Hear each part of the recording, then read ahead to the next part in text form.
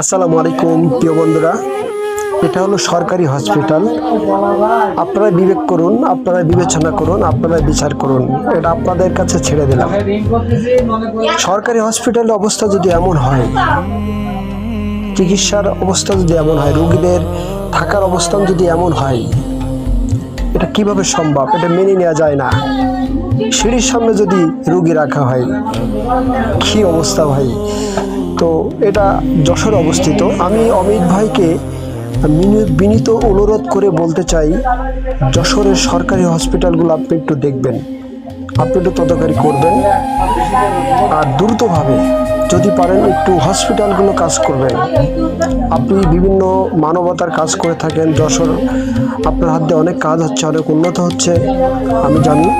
এর জন্য আপনাদেরকে সাধুবাদ।